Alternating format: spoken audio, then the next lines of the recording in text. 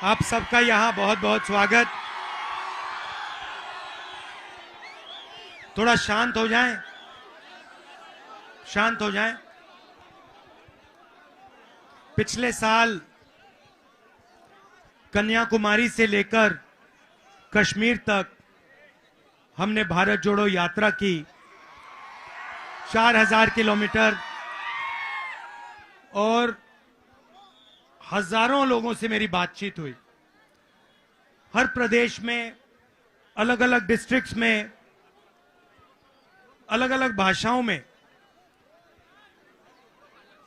और सब लोगों ने एक ही बात कही कि जो हिंदुस्तान है वो नफरत का देश नहीं है, वो मोहब्बत का देश है, भाईचारे का देश है। और रास्ते में लोगों ने मुझे 2-3 चीजों के बारे में, हर स्टेट में पूरे रास्ते बताया। पहली बात कि आज के हिंदुस्तान में युवाओं को रोजगार नहीं मिलता है, कि बड़े बड़े उद्योगपतियों को देश की पूरी पूंजी पकड़ाई गई है। पूरा का पूरा फायदा 3-4 बड़े उद्योगपतियों को मिलता है, और जो छोटे व्यापारी हैं, स्मॉल और मीडियम बिजनेस वाले हैं, जो गुजरात की स्पेशलिटी है, उनको पूरे हिंदुस्तान में एक के बाद एक खत्म किया जा रहा है। छोटे दुकानदारों ने, छोटे व्यापारियों ने मुझे कहा कि नोटबंदी और जीएसटी हमें मारने के हथियार हैं, हमें खत्म करने के हथियार हैं, और अदानी जी के लिए रास्ता बनाने वाले हथियार हैं। तो जो देश को रोजगार देते थे, जो देश की रीढ़ की हड्डी हैं, स्मॉल मीडियम बिजनेस वाले, छोटे व्यापारी, जो स्मॉल मैन्युफैक्चरिंग यूनिट चलाते हैं, उन सबको सरकार ने खत्म कर दिया है। और हर सेक्टर में अगर आप देखें तो आपको अदानी दिखाई देगा। आप एयरपोर्ट देख लीजिए, आप पोर्ट्स देख लीजिए, आप कृषि का सेक्टर देख लीजिए, स्टोरेज देख लीजिए, हिमाचल में सेब देख लीजिए, सोलर पावर देख लीजिए, विंड पावर देख लीजिए, पावर जनरेशन देख लीजिए, माइनिंग देख लीजिए। सब जगह आपको एक व्यक्ति का चेहरा दिखाई देगा। पहले क्या होता था? पहले हथियार ऑर्डिनेंस फैक्ट्री बनाती थी, राइफल्स, पिस्तौल, कारतूस, ये सब ऑर्डिनेंस फैक्ट्री बनाती थी, पब्लिक सेक्टर फैक्ट्री थी। अब क्या किया? सारे के सारे कॉन्ट्रैक्ट्स उन्हीं 2-3 लोगों को पकड़ा दिए। अब अदानी डिफेंस का भी माल बनाता है।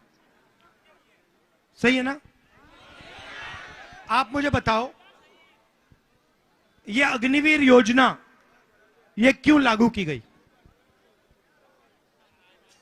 यह किसी युवा को नहीं अच्छी लगती। हिंदुस्तान में एक आपको ऐसा युवा नहीं मिलेगा जो आपको कहेगा मुझे अग्निवीर योजना अच्छी लगती है। यह सेना को भी अच्छी नहीं लगती, आर्मी के लोगों को भी अच्छी नहीं लगती। क्यों?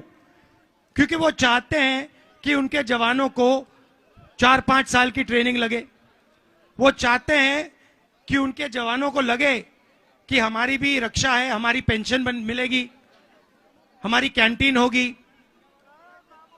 तो ये सिर्फ इसका एक ही कारण है, जो पैसा सेना में जवानों की ट्रेनिंग के लिए जाता था, उनकी पेंशन के लिए जाता था, उनकी कैंटीन के लिए जाता था, वो पैसा अब सरकार अदानी जी को हथियार बेचने में देना चाहती है। अब हुआ क्या? 2 तरीके के शहीद हो गए। एक जो नॉर्मल आर्मी का जवान है, और दूसरा जो अग्निवीर है। अग्निवीर कैसे कहते हैं? भैया आप 4 साल रहोगे, अगर आप शहीद हो गए, आपको गोली लग गई, तो आपको शहीद का दर्जा नहीं मिलेगा। आप आर्मी छोड़ोगे तो आपको पेंशन नहीं मिलेगा, आपको इज्जत नहीं मिलेगी, आपको वापस 4 साल बाद बेरोजगारी में हम डाल देंगे। तो आर्मी वाला रास्ता बंद कर दिया। पहले पब्लिक सेक्टर हुआ करता था, BHEL, HEL, ये सब कंपनी होती थी, इसमें युवा रोजगार पा सकते थे। इनको एक के बाद एक, एक के बाद एक के बाद बेच रहे हैं। तो आपके जो रास्ते थे बेरोजगारी से निकलने के,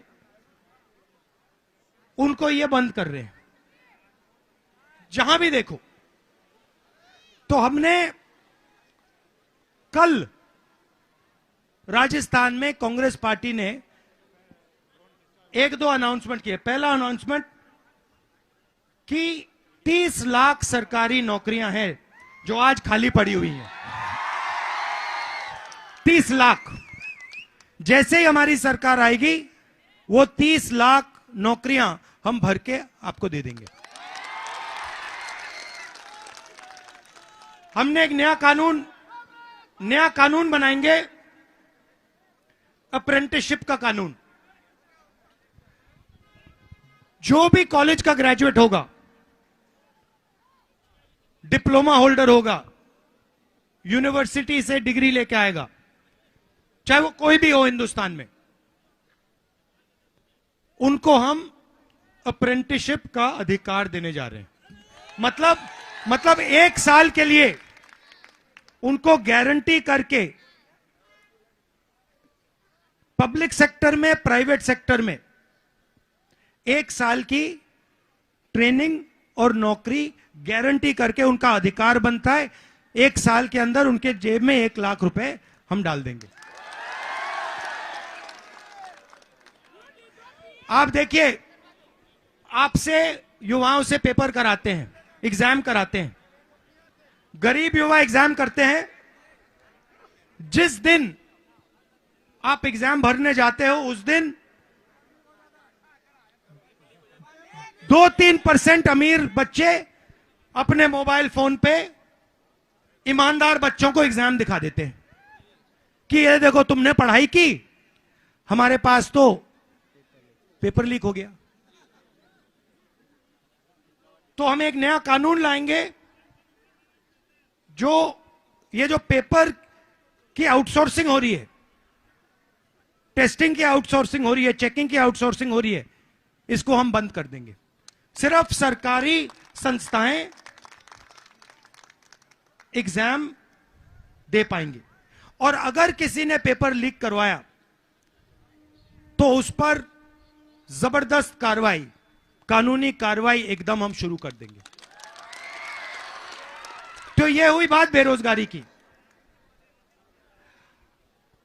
मेन सवाल यह है कि 90% लोग खेती करते हैं, मजदूरी करते हैं, ईमानदारी से काम करते हैं, और हिंदुस्तान में उन 90% को कहीं भागीदारी नहीं मिलती।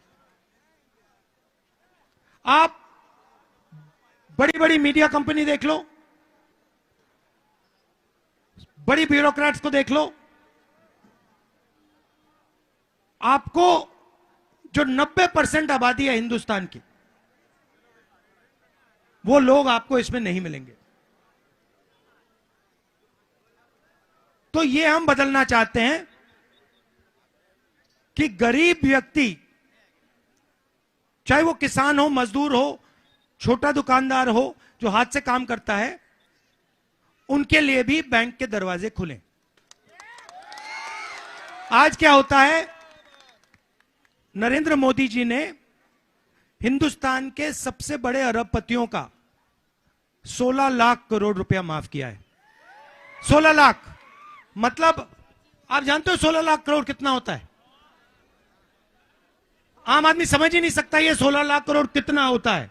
मैं आपको बताता हूं, 65,000 करोड़ रुपए, 65,000 करोड़ रुपए में 1 साल का मनरेगा चल जाता है। ठीक है, मतलब नरेंद्र मोदी जी ने 20-25 लोगों को 24 साल का मनरेगा कर्जा माफ करके दे दिया, और एक किसान का पिछले 10 साल में नरेंद्र मोदी ने कर्जा माफ नहीं किया, एक मजदूर का कर्जा माफ नहीं किया, एक स्टूडेंट का कर्जा माफ नहीं किया।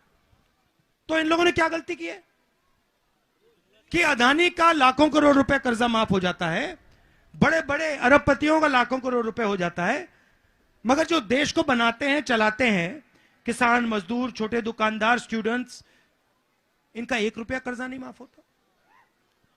नरेंद्र मोदी जी ने मेक इन इंडिया की बात की थी, स्टार्टअप इंडिया की बात की थी।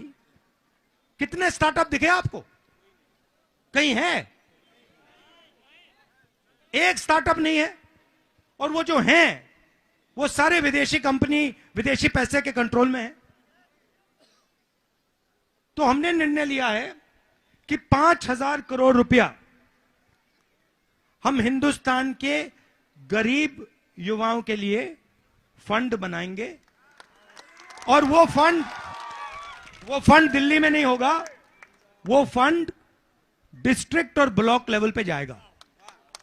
मतलब स्टार्टअप कंपनी शुरू करने के लिए किसान के बेटे, मजदूर के बेटे, हर डिस्ट्रिक्ट में 10 से 20 करोड़ रुपए उनके लिए हम भेज देंगे, ब्लॉक में और डिस्ट्रिक्ट में। तो यह फर्क है हम में और उनमें। हम लोगों को जोड़ने का काम करते हैं, वो नफरत फैलाते हैं। हम गरीब लोगों की मदद करते हैं, वो 2-3 बड़े बड़े उद्योगपतियों को हिंदुस्तान का पूरा धन पकड़ा देते हैं। आप सब आए, इतने प्यार से आपने मेरी बात सुनी, आप सबका दिल से बहुत बहुत धन्यवाद। जय हिंद।